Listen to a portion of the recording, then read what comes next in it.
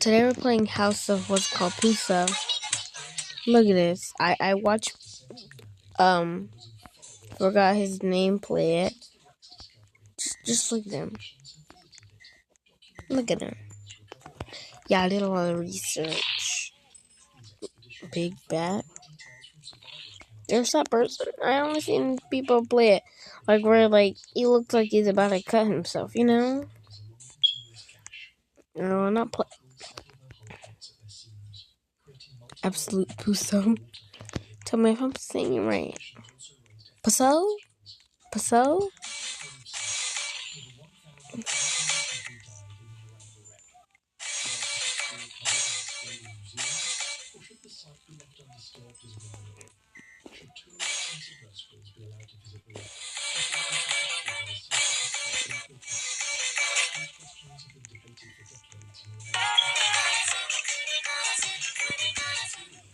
McPuso.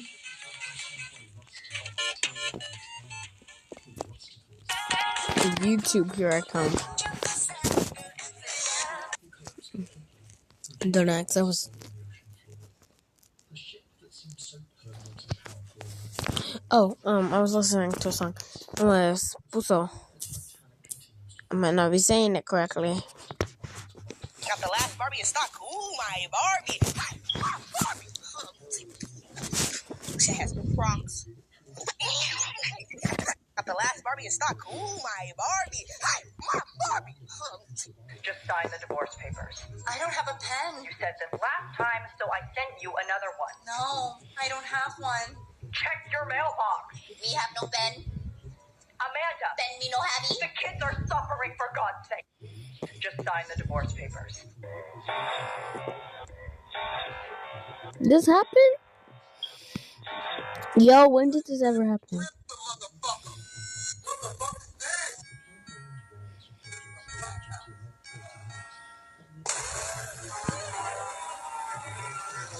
Burger. No, it's not a burger. Cheese on mine. Scrolling on TikTok and I see this video. Bro, do you want to go to... Bro, I didn't even finish. Fuck you mean let's go? Bro, I ain't even told you where are we going yet. So, where are we going? Gosh, thank you. I thought maybe... Oh, fuck you. Bro, do you want to go to... Yo, what the frick? Ain't nobody... That's his name, Grizzly. Ain't nobody tell me there was... There we go. Much more better. Ain't nobody tell me. Technology to make care comfortable.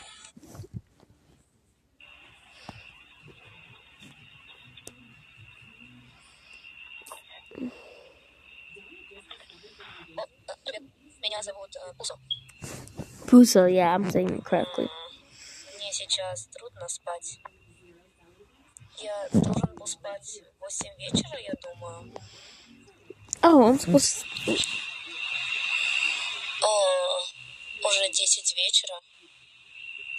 Y'all can subtitles, I'm not for me. Может быть, если in я the house, I'll уберу get дом, tired. я устану. Да, How я думаю, long это is хорошая this? идея.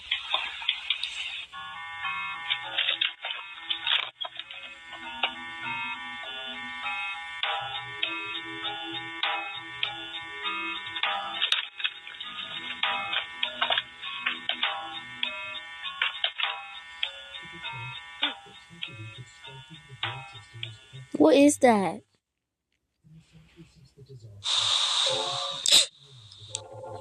It got eyes.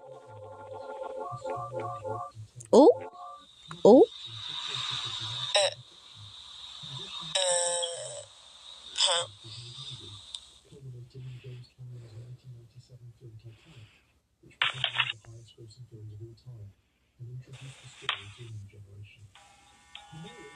The name kind of reminds me of this one character that I'm not fancy name.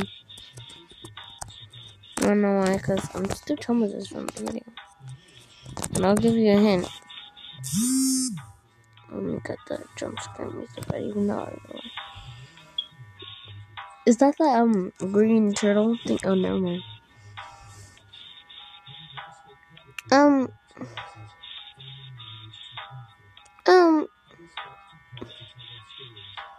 I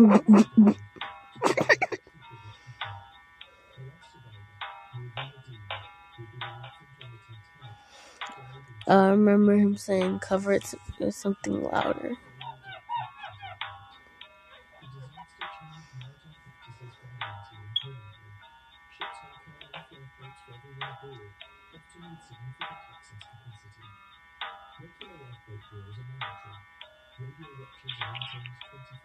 Don't worry, guys. We will watch the one.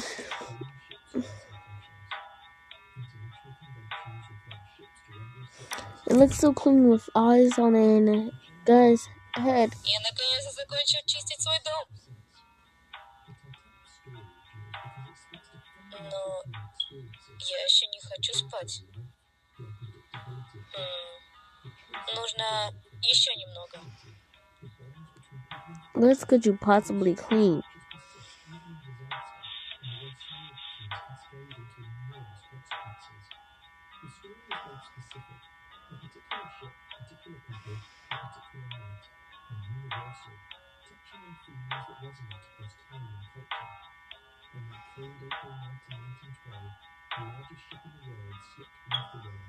Stop crying.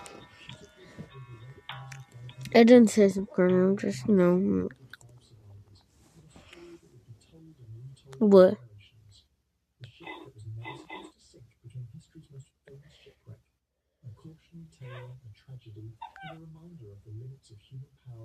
Brother, I do that too. Don't worry.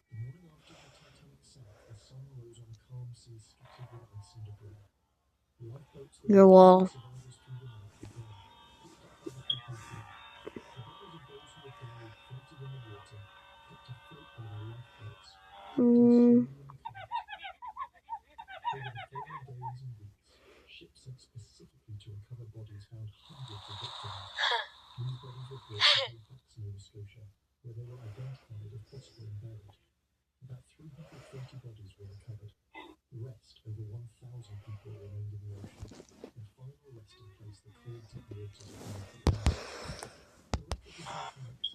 You know I seriously want to sleep.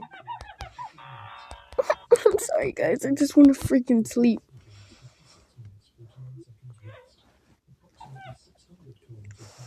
Oh, I'm recording?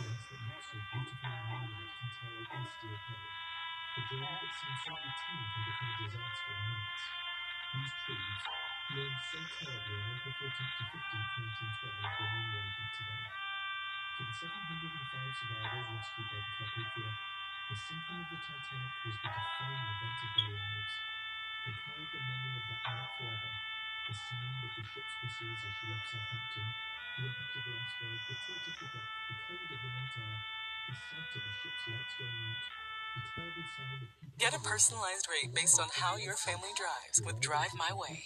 American Family Insurance. Stay alert. Ask patients if they suffer from dentin hypersensitivity and turn their pain into an opportunity for care with new Sensodyne Clinical Repair that starts to repair sensitive areas of teeth after 60 seconds. Initiate the regimen and help them get relief, leading to long-lasting comfort between dental visits. Start the repair with expert care. Transform the unspoken pain patients feel into the care they need.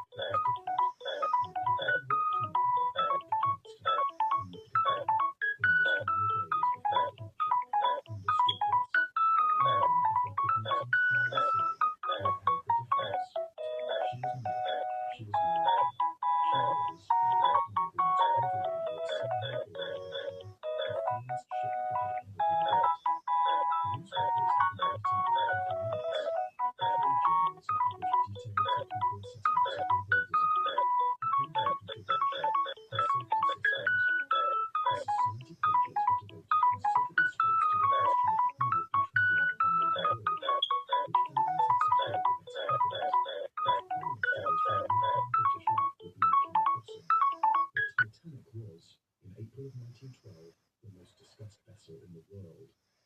John Jacob Astor IV rose that morning in the Grand Hotel at Southampton, where he and his wife Madeline spent the previous night. The room was well appointed, heavy curtains drew the dusty overnight, a fire laid in the grate, the furniture solid and dark in the manner of an English establishment.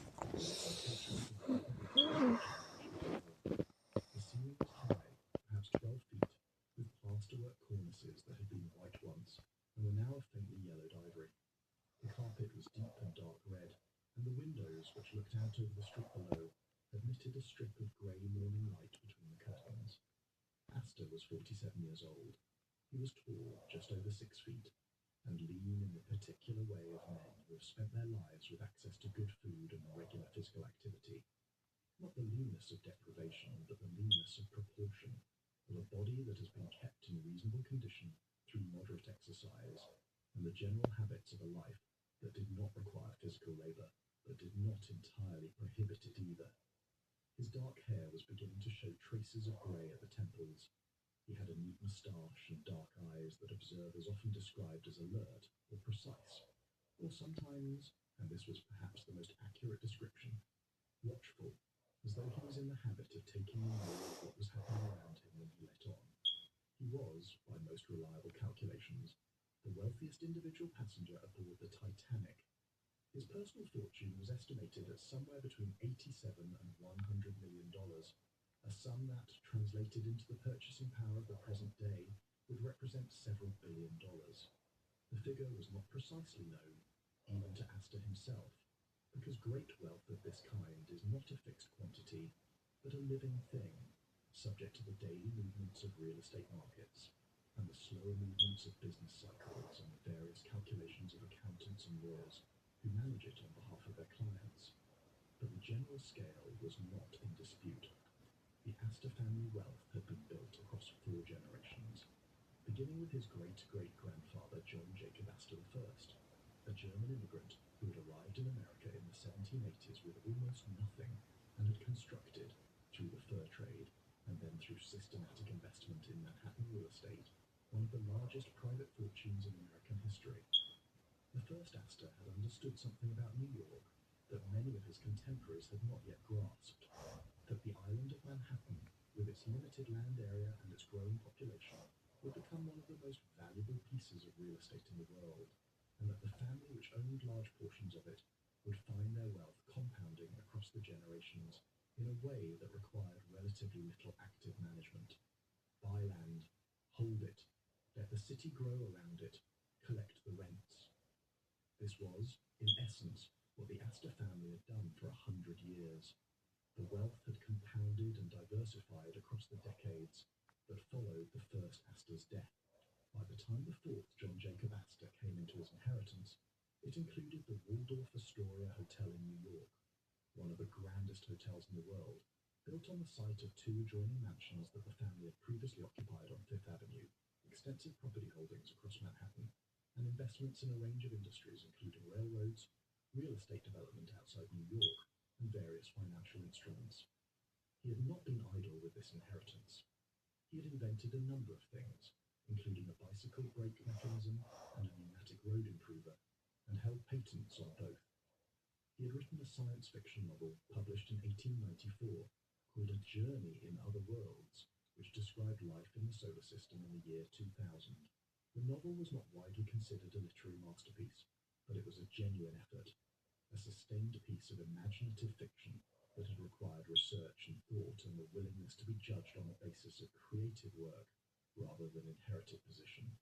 He had served as a lieutenant colonel during the Spanish-American War, personally funding and equipping a battery of artillery at his own expense, and had served in Cuba under conditions that bore no resemblance to the comfortable life he had led before, and would lead again afterward. He was, in short, not simply a man who had been born into money and had sat still with it. He was someone who had tried to do things with his position and his time, even if the results had been mixed, and the trying had sometimes been more impressive in intention than in execution. The previous year had been complicated. He had divorced his first wife, Ava Lau Willing, after 18 years of marriage. The divorce had been, by the standards of New York society in 1909 and 1910, moderately scandalous, not because divorce was unknown in their circles, but because of the particular circumstances and because of what followed. In the autumn of 1911, Asta had married Madeleine Talmadge Force. Madeleine was 18 years old at the time of the wedding. Asta was 46. The age difference had generated a considerable amount of comment, and not all of it was kind. New York society, which had its own codes and its own sense of what was and was not acceptable, had been notably cool toward the new Mrs. Asta. Invitations had not arrived with the previous frequency. Doors that had once been open were now, in various subtle ways, not quite as open as before. The social climate, which mattered a great deal to a woman in Madeleine's position, regardless of how much money her husband had, was not comfortable, and so they had travelled. The couple had spent the better part of the previous year in Europe and in Egypt, moving through the sort of itinerary that only very great wealth made possible. Extended stays in Paris, where they had taken a house in one of the fashionable arrondissements and spent weeks attending to the pleasures of that city. Journeys along the Nile, travelling by dahabia, a flat-bottomed houseboat, through the slow brown landscape of Upper Egypt, stopping at the great temples and the ancient sites, time in Cairo and Alexandria, a period of several months at a villa on the Egyptian coast. The trip had been, by the accounts that survive, genuinely pleasant. Away from New York, the social complications of their marriage had less purchase. They were simply a wealthy American couple, travelling in the European fashion, with all the resources necessary to make travel as comfortable as wealth could make it. Madeleine was now pregnant with their first child together, somewhere in the range of 5 months along. The trip back to America had been decided in part because they wished to be home before the birth. Madeleine's family was in New York, and the medical arrangements she preferred were there, and in part perhaps because enough time had passed that the atmosphere in New York might be somewhat less frigid than it had been. The Titanic was the obvious choice. She was the newest ship on the Atlantic run. She was operated by the White Star Line, which had a long-standing relationship with wealthy American travelers and which prided itself on the comfort and appointments of its vessels rather than on outright speed. The White Star Line's philosophy was that the crossing should be a pleasure in itself, not merely a means of getting from one continent to another as quickly as possible. She had, by all accounts, been fitted out with a standard of luxury that exceeded anything previously seen on the North Atlantic, and she was making her maiden voyage, which meant that travelling on her carried, for those who cared about such things, a particular distinction. To have been on the Titanic's first crossing was to have been part of something. Asta's party that morning consisted of himself and Madeleine, Madeleine's nurse, Miss Caroline Andres, Asta's manservant, Victor Robbins, Madeleine's maid, Rosalie Bidouin, and Asta's personal secretary, William Dobbin. There was also Kitty, Asta's Airedale Terrier, who would travel in the ship's kennel on the poop deck, visited each day by a member of the kennel staff, who was responsible for the care and exercise of the various animals travelling aboard. The luggage was considerable. Wealthy travellers of this period did not pack lightly for transatlantic crossings. The social obligations of a first-class Atlantic crossing required formal evening dress for every dinner, and there were other occasions as well, afternoon events, luncheons, deck walks in cold weather, each of which called for its own appropriate attire. There were trunks containing suits and evening wear for Asta, dresses and gowns appropriate to various occasions for Madeleine, jewellery stored in a fitted leather case, accessories of every kind, reading material, writing supplies, personal items whose number and variety reflected the assumption that nothing one might need would be unobtainable from one's luggage. The management of all of this, the supervision of porters, the checking of inventories, the coordination with the ship's staff, fell primarily to the servants, who were experienced at exactly this kind of operation, and who carried it out with a professional efficiency that was one of the things their employers were paying for when they employed people of this caliber. They made their way to the dock by motor car, moving through streets that were becoming increasingly crowded as the morning wore on. The departure of the Titanic was not, in the technical sense, a public spectacle. It was a commercial sailing, operated by a private company, carrying paying passengers. But Southampton had understood from the beginning that this was something worth watching, and the population of the city had responded accordingly.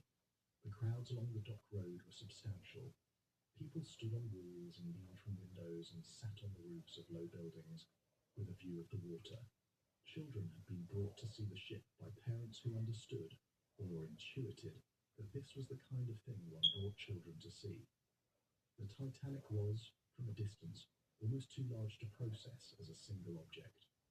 The eye tended to break her down into sections, the long black hull rising perhaps 30 feet above the waterline, the white superstructure rising above it in a series of tiers, the 4 enormous funnels painted in the buff and black livery of the White Star Line.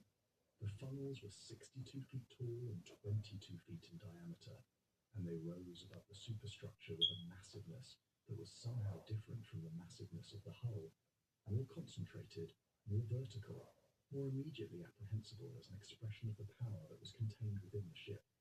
The steam that drifted from their tops caught the morning light and dispersed slowly into the grey sky above the dock. The boarding process for first-class passengers was managed with a degree of care that separated it, in texture and atmosphere, from the experience of those travelling in second or third class. First-class passengers came aboard via the forward gangway on D-deck, where they were met by members of the ship's steward staff, who were dressed in the White Star Line's uniform of dark blue with gold braid, and who were responsible for escorting each party to their accommodations.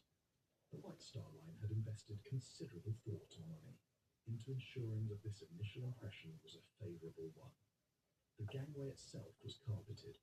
The stewards who met the arriving passengers were selected for their manner, as well as their competence. The first impression of the Titanic's interior was of warmth and light, and a quality of finish that was comparable to the finest hotels on shore. Astor and his party were escorted to their suite on C-deck.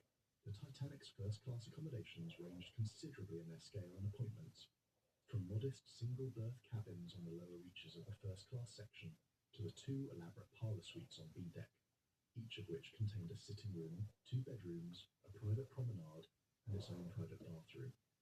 But the suite that had been booked for the Astors was among the finest on the ship. The suite number was C62, and it occupied a position on the starboard side of C-deck, roughly amidships. The sitting room was approximately the size of a comfortable drawing room in a well-appointed London townhouse, perhaps 20 feet by 14 feet, with a ceiling height of 8 feet and 6 inches. The walls were panelled in light wood with cream-coloured paint over a framework of carved mouldings in the Adams style, which had been fashionable in English country houses of the late 18th century, and had subsequently been adopted as a marker of refinement and taste in the interiors of ocean liners, hotels, and the better class of club. The Adams style was characterized by its restraint, fine proportions, delicate ornament, a palette of pale, clear colors, and it was, in the context of a ship, something of a deliberate statement. The message it conveyed was that you were not on a ship in the utilitarian sense of the word. You were in a drawing room that happened to be located on a ship. There were armchairs upholstered in a pale, striped fabric, a writing desk with a fitted chair, a sofa arranged before a low table, and a fireplace, not a working fireplace, which was not practically possible on a steel vessel at sea, but a fireplace nonetheless, complete with a carved marble surround, and a grate fitted with an electric element that, when switched on, glowed with a warm orange light and gave the impression of a low and comfortable fire. The effect was not entirely convincing up close, but from across the room, in the evening, with the lights turned to a moderate level, it was agreeable enough. The bedroom beyond was large enough to contain a proper double bed, not a ship's bunk, but a genuine bed with a headboard and footboard of inlaid mahogany, a mattress of good quality, pillows in linen cases. The linens were of a quality that most hotels would have been proud to offer. The wardrobe was built into the wall and was large enough to accommodate the suits and dresses that the Astors had brought. There was a vanity table with a mirror framed in mahogany, and an adjustable electric light designed to illuminate the face of whoever sat before it. The bathroom contained a bathtub, a full-length cast-iron tub with hot and cold running water, supplied from tanks on the upper decks and heated by the ship's boilers. The tap fittings were nickel-plated. The floor was tiled in white ceramic. There was a towel rail that could be warmed by a small electric element. These details, the private bathtub, the hot running water, the heated towel rail, were the details that distinguished the premier accommodations from those slightly further down the hierarchy, where passengers made use of shared bathroom facilities on their corridor, and where hot water required advance notice to the steward. Madeleine Astor, who was 20 years old and had already, in the space of a year and a half of marriage to one of America's wealthiest men, accumulated considerable experience of luxury in its various forms, nonetheless moved through the suite with the particular pleasure that comes from encountering something genuinely well made. She touched the fabric of the armchairs and ran her hand along the mahogany of the writing desk. She opened the wardrobe and looked at the depth of it with approval. She stood for a moment in the bathroom doorway and looked at the bathtub and said something quiet to Miss Endress that made the nurse smile. When your teeth are sensitive, even biting into a popsicle kicker, try new Sensodyne Clinical Repair. Sometimes you need a helping hand on the journey home. Partner with Rocket Mortgage and Redfin on your next move, and you can save up to $12,000. Find out more at rocketmortgage.com. About 26,823 days, 76 summers, 6 best friends, all in about 15 great loves. Our most human moments should be celebrated with humans. Celebrate being human. Etsy. In a manner that was, by the accounts of those who encountered her, both warm and somewhat subdued. Quieter, perhaps, than the circumstances of her life might have suggested. She had grown up in a family of moderate prosperity in Brooklyn. Her father was a businessman, her mother a woman of social ambition. And the transition from that world to the world she now inhabited had not been without its complications. She had married Astor when she was 18 and he was 46. And the difference between them was not only a matter of age, but of experience and temperament, and the particular kind of solidity that comes from having spent decades navigating a complicated world. She was still learning the rules of the social world she had married into, still finding the edges of what was expected of her and what was not, still occasionally surprised by the distance between the life she now lived and the life she had imagined before she lived it. But she was also genuinely fond of her husband.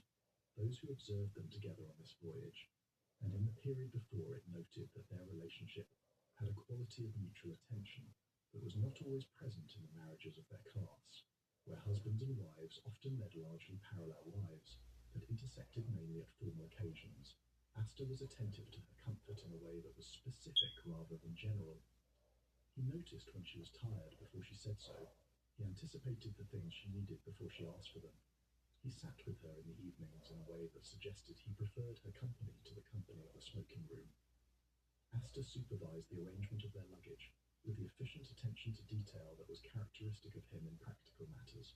He spoke briefly with the steward assigned to their corridor, a man named Henry Samuel Etches, who had been working for the White Star Line for several years, and who was responsible for the care and comfort of a number of the first-class passengers on sea deck. Etches was, by several accounts, an attentive and capable man who took his work seriously and who understood the particular art of serving wealthy people without either obsequiousness or presumption.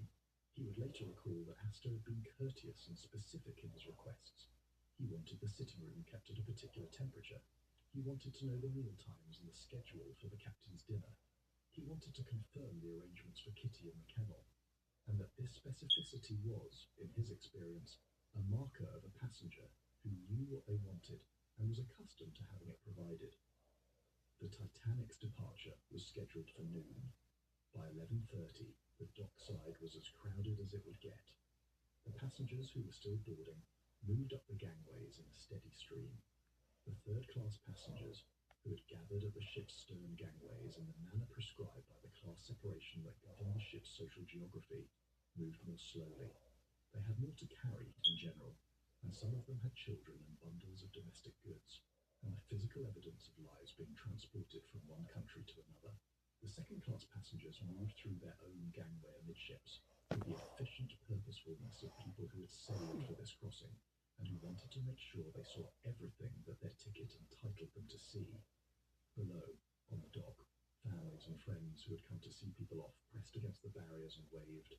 The ship's band, a group of 8 musicians who were travelling as second-class passengers and performing in various locations throughout the ship, had taken up a position on the first-class promenade deck and was playing a selection of popular music at a tempo suited to the occasion, cheerful without being hectic, pleasant without being mournful. The sound drifted down to the dock, mixing with the noise of the crowd and the deeper mechanical sounds of the ship herself. The distant rhythmic thud of engines running at low power, the periodic exhalation of steam from release pipes along the funnels, the groaning of the mooring lines as the ship shifted slightly with the movement of the water. At noon, or very close to it, the Titanic's whistle sounded for the first time in Southampton. The sound was enormous, not merely loud, but physically present in the bodies of those standing nearby. The whistle system consisted of 3 large bronze horns mounted on the forward funnel, each tuned to a low note, and when they sounded together, the vibration could be felt in the chest of anyone standing within half a mile of the ship. The sound travelled outward across the dock and the surrounding streets and was heard, people said afterward, at a distance of several miles. The crowd on the dock reacted with a sound of their own, cheering, calling out, the particular noise of a large group of people who have been waiting for something to happen and have now seen it happen. The tugboats, there were 6 of them, small and powerful, their funnels puffing dark smoke, took the lines from the ship's bow and stern and began the slow work of pulling the Titanic away from her berth and turning her toward the channel. This was a delicate operation. The Titanic's displacement was so great and her hull so massive that the water around her behaved differently than it behaved around smaller vessels. As she began to move, her passage through the harbour created a pressure wave that radiated outward through the water in all directions. 2 other ships were moored nearby, the New York and the Oceanic. The New York, a smaller vessel operated by the American Line, had her mooring ropes snap under the force of the pressure wave, and for a moment she swung out toward the Titanic's stern. The gap between the 2 ships closed. People who saw it held their breath, to perhaps 4 feet before the tugboats managed to push the New York clear. It was, in retrospect, the sort of incident that is easy to describe as a portent. But portents are, by their nature, things that become visible only in retrospect. At the time, it was simply an incident, a brief mechanical complication that was resolved without damage to either ship and with only a short delay to the departure. The people who saw it noted it and then turned their attention back to the larger spectacle of the Titanic herself, which was now moving slowly out toward the Solent, her hull dark and enormous against the pale sky, her funnels breathing their slow smoke into the morning air. Astor watched the departure from the first-class promenade deck, standing at the rail with Madeleine beside him. They were dressed for the cold, Astor in a dark overcoat, Madeleine in a coat with a fur collar that she had bought in Paris the previous autumn. The coast of England moved past on both sides as the ship headed south. The flat estuary of Southampton Water, the low green banks, the occasional buildings of the shore. The Isle of Wight appeared as a long, low line to the southwest, its white cliffs just visible in the thin morning light. Other passengers lined the rail nearby, pointing at things, calling to one another, taking photographs with the cameras that the better-equipped travellers had brought for exactly these occasions. The ship moved smoothly and with very little vibration at this low speed. The engines were barely running compared to what they would be doing in the open Atlantic. The wake she left behind her was modest, a spreading V of slightly disturbed water that flattened quickly back to the surface. She was, at this moment, at the beginning of something, and the people watching her from the shore and the people standing at her rail had a shared and common understanding of this, even if they understood it in different registers and with different emotional textures. By 1 o'clock, Southampton was behind them. The ship stopped at Cherbourg on the northern coast of France in the early evening. The harbour at Cherbourg was not deep enough to accommodate the Titanic at the dock. The ship's draft of 34.5 feet exceeded the depth of the inner harbour, so the passengers who were joining the ship there were ferried out on 2 smaller vessels called tenders. The tenders were named the Nomadic and the Traffic, and they had been built specifically for this purpose, to serve as shuttles between the Titanic and the White Star Line's pier at Cherbourg. The Nomadic carried first and second-class passengers. The Traffic carried third-class passengers and mail. There were 274 passengers joining at Cherbourg, travelling in various classes. The first-class editions included a number of figures who would subsequently become significant in the telling of the story. Margaret Brown of Denver, Colorado, a woman of considerable social energy and an independent fortune built on her husband's mining interests in Colorado, who was known for her forthright manner and her willingness to operate outside the convention. Sir Cosmo and Lady Duff Gordon, who were travelling under the assumed names of Mr. and Mrs. Morgan, for reasons that were never entirely clear, and Benjamin Guggenheim, the American mining heir and son of Meyer Guggenheim, who was travelling with his manservant and his Parisian mistress, a singer named Leontina Bach. The transfer from the tenders to the ship required a certain agility and a tolerance for the slightly awkward mechanics of maritime boarding. The tender came alongside the Titanic's hull, a gangway was extended between them, and passengers made their way across with whatever dignity the situation permitted. The first-class passengers managed this with more comfort than the third-class passengers, whose boarding arrangements were more utilitarian. But even for the well-dressed and the well-provided, there was an element of the ungainly about the operation. The stop at Cherbourg lasted approximately 90 minutes. The French coast was visible in the gathering dusk, the harbour lights beginning to show, the faint outline of the town against the darkening sky. By 8:30 in the evening, the Titanic had resumed her course, heading southwest toward the Irish coast. The lights of France faded behind her, and then disappeared, and there was nothing ahead but the dark water and the first stars of the evening. Thursday, the 11th of April. The ship called at Queenstown on the southern coast of Ireland in the middle of the morning. Queenstown, known today as Cove, was the last port of call before the open Atlantic, the last sight of land that most of the passengers would have before New York. The harbour at Queenstown was approached through a long, deep channel, and the Titanic anchored in the outer harbour, while the tenders came out with the final passengers and mail. Here, the character of the embarkation was somewhat different from what it had been at Cherbourg. Most of the passengers boarding at Queenstown were travelling in third class, Irish emigrants primarily, who were making the crossing to America. Many of them were young, in their 20s and early 30s, and many of them were from the western counties of Ireland, Connaught, Munster. They carried with them the physical evidence of what they were leaving behind: bundles tied with rope, cases held together with straps, the particular luggage of people who were not returning and who had packed everything they could. A mail clerk named Francis Brown, who had boarded at Southampton and who was a keen amateur photographer, took a remarkable series of photographs during the ship's time at Queenstown.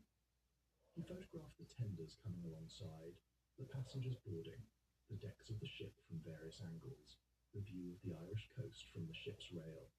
Then, before the Titanic departed, he transferred to the tender and went ashore. He had been travelling on a ticket given to him by a wealthy passenger who had offered to pay for his continued passage to New York. Brown's Jesuit superior, upon receiving a telegram asking permission for the extension, had replied with a single word: "Get off that ship." Brown obeyed. His photographs are among the most important visual documents of the Titanic's brief existence. By 2 o'clock in the afternoon, the last passengers were aboard and the anchors were raised. The Titanic turned her bow to the west and moved out of Queenstown Harbour. The coast of Ireland was visible on both sides, green and grey, the hills of Cork to the north, the Flat Midlands to the south. Seabirds followed the ship for a time and then fell back. The land receded slowly, the details of it becoming less distinct and then becoming merely a dark line on the horizon, and then nothing at all. Astor stood at the promenade rail for a time as Ireland disappeared. He had seen it before on previous crossings, but there was something about watching land disappear from a ship that never entirely lost its quality of observation. The way the world contracted to this particular thing, this moving vessel, this extent of open water. He had been at sea many times, and he had long since gotten past the particular unease that troubled some first-time travellers, but he had not lost the awareness of what it meant to be a ship on motion, isolated and self-contained and moving. He went inside after a time and found Madeline in the sitting room, reading. She had a novel open on her lap, one of the popular novels of the season, something she had bought in Paris. But she was not reading it. She was looking out of the porthole at the water going past. She looked up when he came in and smiled at him, the particular smile she had that was both warm and a little tired. He asked her how she felt. She said she felt well, that the motion of the ship was not troubling her. He sat down in the armchair across from her and picked up a newspaper.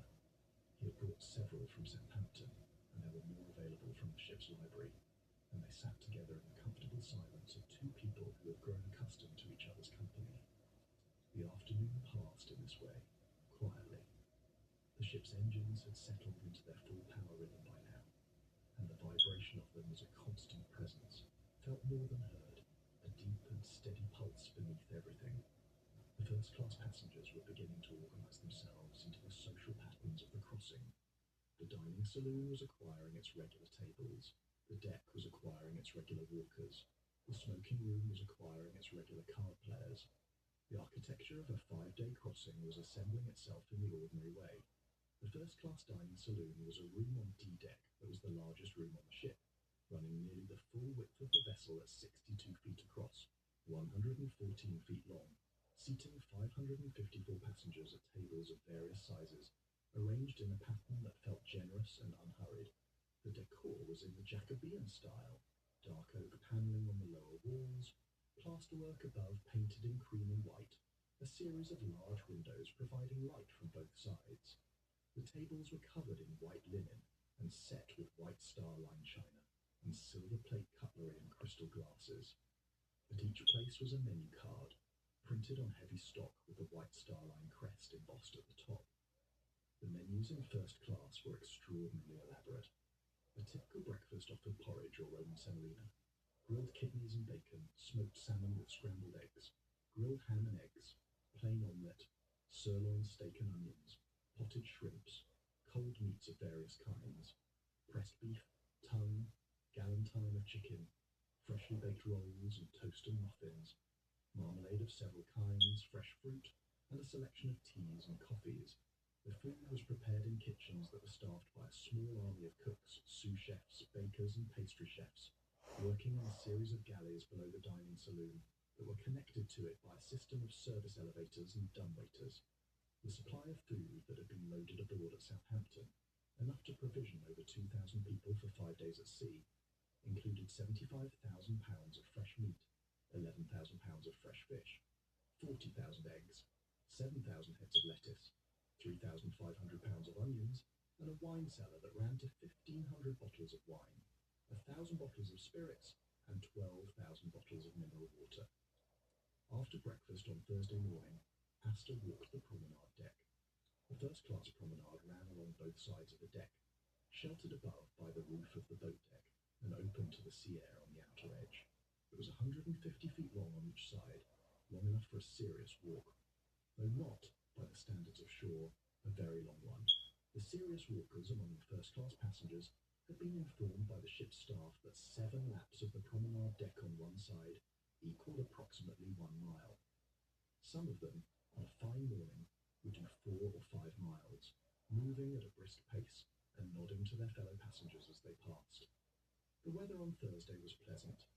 The sea was relatively calm, with a light swell from the southwest that gave the ship a gentle rolling motion, barely noticeable to most passengers, though some of those who were susceptible to seasickness had already retired to their cabins with a request for dry biscuits and weak tea.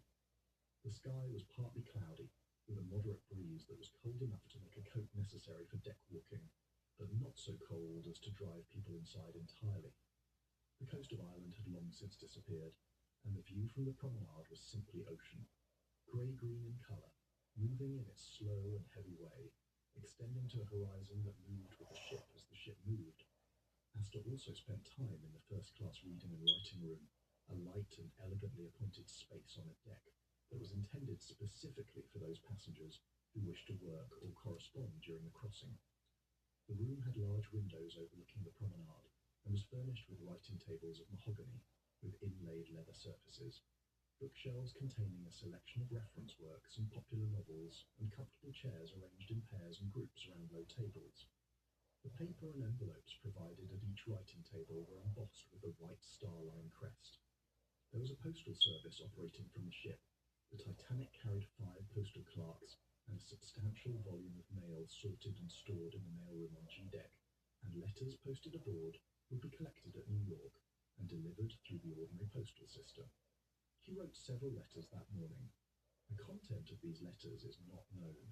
Some of his correspondence from this period has survived in archives, but the letters written during this particular crossing are not among them. He was a methodical correspondent who kept carbon copies of his important business communications, and was known among his associates for the clarity and relative brevity of his written communications. He did not write at length when he could say what needed to be said in less space. This was perhaps a characteristic he had developed through practice. A man with with as many business interests as Asta had, could not afford to write long letters about each one. Madeleine spent much of Thursday resting. The movement of the ship was not troublesome to her. She had crossed the Atlantic before and was not prone to seasickness, but the fatigue of the previous weeks and months had accumulated in the particular way that fatigue accumulates during pregnancy, and a considerable portion of her day was organized around rest and the management of her comfort. Miss Endres, her nurse, was attentive and experienced, a woman in her 40s who had attended previous pregnancies, and who knew the rhythms of this one well enough to anticipate Madeleine's needs before they were articulated. Madeleine read during the quiet parts of the afternoon, and occasionally walked a short distance along the promenade in the fresh air, taking Asta's arm or the arm of her nurse. She took her meals in the dining saloon, where she and Asta occupied a table for 2 or 4, depending on the occasion, and where the stewards had been instructed to be particularly attentive to her comfort. The White Star Line was accustomed to accommodating the needs of pregnant women on its Atlantic crossings. It was not an unusual circumstance on a ship that catered to wealthy Americans, and the arrangements that had been made were competent and thoughtful. The ship's doctor, William O'Loughlin, had paid a courtesy call on Madeleine shortly after departure from Southampton. O'Loughlin was a genial Irish-born physician in his early 60s, who had been the White Star Line's chief surgeon for many years. He was a familiar figure in first-class life on the Atlantic run, known for his easy manner and his willingness to spend time in conversation as well as in his professional capacity. He had delivered babies at sea before, though Madeleine's pregnancy was not at a stage where this was an immediate concern. She had months remaining, and the 5-day crossing to New York presented no particular medical risk for a healthy young woman in her second trimester. He told her this in the comfortable, slightly avuncular way of an experienced physician speaking to a patient who had nothing to worry about, and she thanked him with the combination of genuine gratitude and mild impatience that is common to pregnant women who are tired of being told that everything is fine.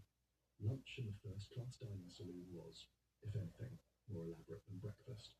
A typical first-class luncheon menu offered consommé fermier, accompanied by crusty bread rolls still warm from the bakery, then a choice of fillets of brill in a white wine sauce, or egg à l'argenteuil, eggs poached and served on asparagus tips with a sauce of cream and butter, then chicken à la Maryland, the American preparation of pan-fried chicken served with corn fritters and bananas, then cold meats, corned beef, pressed tongue, galantine of chicken, with accompaniments of pickled vegetables and mustard, and finally a dessert course that might include freshly made pastries, ice cream in various flavors, fresh fruit in season, and a selection of cheeses from England and France. The wine list was extensive and carefully chosen. The cellar that had been assembled for the Titanic's maiden voyage drew on some of the finest producers in France and Germany, and the sommelier who supervised its service was a man of considerable expertise and tact. The afternoon of Thursday the 11th passed in the gentle rhythms of shipboard time, which had a particular quality distinct from time on shore. There was no great urgency aboard the Titanic, no schedule to which her passengers were subject except the broad schedule of meals and the occasional organized social event. The crossing would take approximately 5 days. There was nowhere to be except here, on this ship in the middle of an ocean. This was one of the things that wealthy travelers valued about the Atlantic crossing. It was a forced pause, a period of enforced leisure, in which the demands of business and society were temporarily suspended. You could not be reached by telephone. The wireless messages that the Marconi operators in the radio room could send and receive were expensive, running at 12 shillings and sixpence for the first 10 words, and limited in length by the technology of the time. You were, in a very real sense, separated from the ordinary flow of your life, placed for 5 days into a world of controlled comfort and gentle motion, surrounded by the sea. Some passengers found this liberating, others found it restless-making. The inability to act on the business concerns and social anxieties that normally occupied their days created a kind of low-level agitation that expressed itself in excessive card-playing, or excessive drinking, or excessive conversation. Asta was, by nature, an active person, someone who liked to be doing things, building things, testing things, and the particular idleness of an Atlantic crossing required some adjustment on his part. He played cards in the smoking room in the afternoons with Clarence Moore and other first-class men who were similarly disposed. He visited the ship's gymnasium on the boat deck, located forward of the first funnel and accessible through a door off the boat deck promenade. The gymnasium was a long, low room equipped with rowing machines, stationary bicycles, a mechanical horse that simulated the motion of riding through a system of levers and springs, an electric camel that performed a similar function, a pair of parallel bars for gymnastic exercise, a punch bag, and various other apparatus. The gym was supervised by a physical instructor named Thomas Macaulay, a compact, energetic man who wore white flannels regardless of the weather, and who was known for his infectious enthusiasm and his willingness to assist passengers of all levels of fitness and experience. Friday, April the 12th, was much like Thursday in its general character. The ship continued westward, maintaining a speed of approximately 21 to 22 knots, roughly 40 to 41 kilometers per hour. The sea remained relatively calm, and the weather remained fair and cold, the sky a clear pale blue that seemed to belong more to winter than to April. The routine of shipboard life had fully established itself by now. The rhythm of meals and walks and social calls and quiet hours in private quarters, the gentle repetition of a life organized around comfort and the passage of time. The first-class passengers were, by Friday, beginning to know one another in the way that shipboard crossings produced, a degree of intimacy generated by proximity and shared experience rather than by any particular affinity. The social world of first-class passage on a ship like the Titanic was not entirely unlike the social world of a large country house party, with its own hierarchies, its own rituals of introduction and conversation, its own particular atmosphere of shared isolation. But it was also different from a house party in important ways. The passengers had not all chosen to be there together. They had each independently decided to travel on the ship, and their connections to one another ranged from long-standing friendship to the merest acquaintance to complete strangeness. The ship created an unusual kind of social situation. People who would never have met on land found themselves at adjoining tables in the dining saloon, sharing the same view from the promenade, nodding to one another in the corridors with an increasing ease. Asta moved through this social world with the ease of someone who had spent his entire life in its higher reaches, and who had, over the years, developed the particular skill of being present in a social situation without being entirely consumed by it. He was pleasant and appropriate with the people he encountered, without being falsely warm. He did not pretend to feelings he did not have, but he was also too experienced and too well-mannered to allow whatever absence of feeling he might have to manifest itself as coldness or inattention. He had known Benjamin Guggenheim for years. Their families moved in overlapping circles in New York, and the two men had dinner together on Friday evening, their conversation ranging over business and travel, and the general state of the world in the way of men who share a background and a general level of prosperity. Saturday morning, April the 13th. The ship was now well into the open Atlantic, with 2 full days of sailing behind her, and something over 2 days ahead. The weather had changed overnight. The temperature had dropped several degrees, and the sky had taken on a different quality. Still clear, but with a harder, colder clarity than it had had the day before. The blue less soft and more intense, the light more brilliant and less forgiving. Those who walked the promenade that morning moved quickly, their coats buttoned against the cold, their breath making clouds in the sharp air. The sea had a different texture too, less grey-green and more deeply blue, the swells longer and more regular, the surface glittering in the cold light. This change in weather was not accidental. The Titanic was following the Great Circle route across the North Atlantic, the route that brought ships to their destination in the shortest possible distance. The Great Circle route in April passed through latitudes where ice was a seasonal consideration, not a certainty, but a possibility, something that prudent navigation took into account. The wireless operators, Jack Phillips and Harold Bride, both in their early 20s, had been receiving messages from other ships throughout the crossing.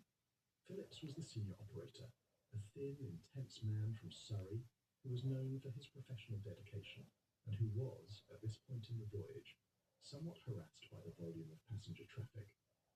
Private messages from first-class passengers to their families and business associates in New York, sent via relay through other ships, at considerable expense to the senders. Among the operational messages received on Saturday were several from ships reporting ice in the area of the Titanic's projected course. These messages were noted